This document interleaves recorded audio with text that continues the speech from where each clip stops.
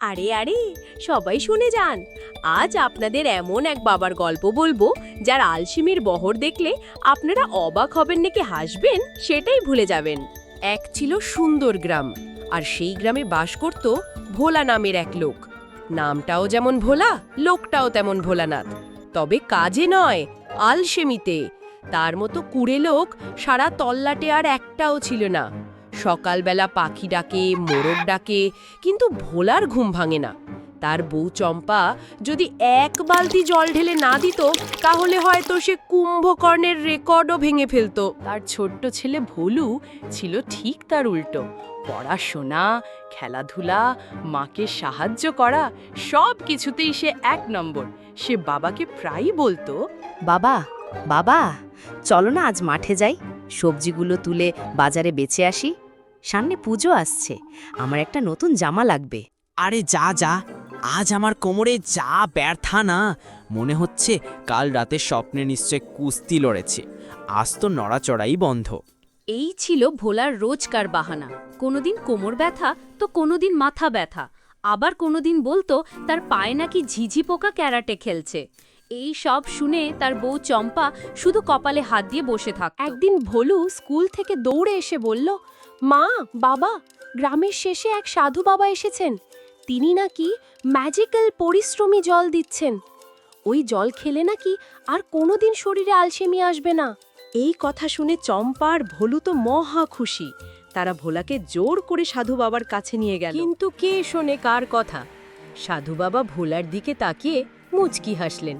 তারপর একটা মাটির পাত্র থেকে এক গ্লাস জল দিয়ে বললেন, বৎস, এই জল পান করো, তোমার সব ক্লান্তি দূর হয়ে যাবে। ভোলা অনিচ্ছা সত্ত্বেও ঢক ঢক করে জলটা খেয়ে নিল। জলটা খেতে ছিল একদম সাধারণ। সে মনে মনে ভাবল, ধুর, এই তো শুধু জল, এসব ভাঁওতাবাজি। কিন্তু আসল খেলা তো শুরু হলো পরদিন সকালে। সকালে চম্পা এসে দেখে ভোলা বিছানায় নেই। সে তো অবাক। তারপর রান্নাঘরে গিয়ে যা দেখল, তাতে তার চোখ ছানা ভরা। ভোলা রান্নাঘরে দাঁড়িয়ে আপন মনে রুটি বেলছে, তরকারি কাটছে। এই কি, আমি স্বপ্ন দেখছি না তো? তুমি রান্নাঘরে? আমি কি করব বলো তো? সকাল থেকে আমার হাত দুটো নিজের কথা শুনছে না।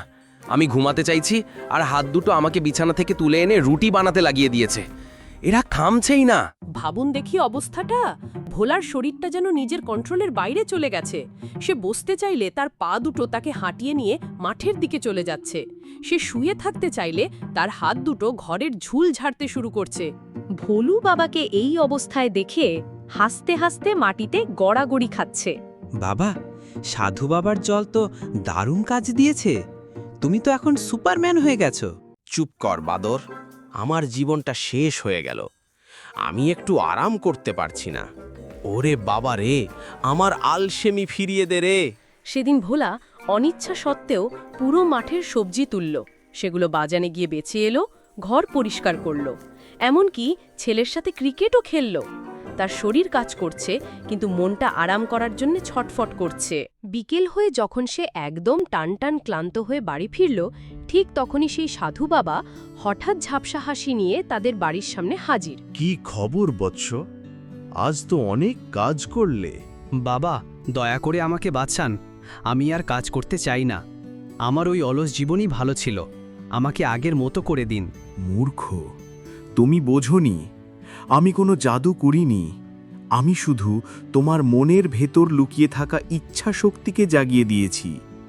তোমার শরীর কাজ করতে সক্ষম, কিন্তু তোমার মনটা ছিল অলস।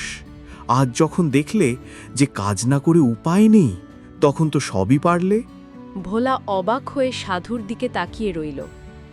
সে বুঝতে পারল তার শরীর নয়, এতদিন তার মনটাই ছিল আসল অপরাধী। মনে রেখো, কর্মই ধর্ম। যে কাজ করে সবাই তাকে ভালোবাসে, সম্মান করে, আর যে অলস সে সবার কাছে বোঝা হয়ে থাকে। আজ তোমার ছেলে তোমাকে কাজ করতে দেখে কতটা খুশি হয়েছে দেখেছো?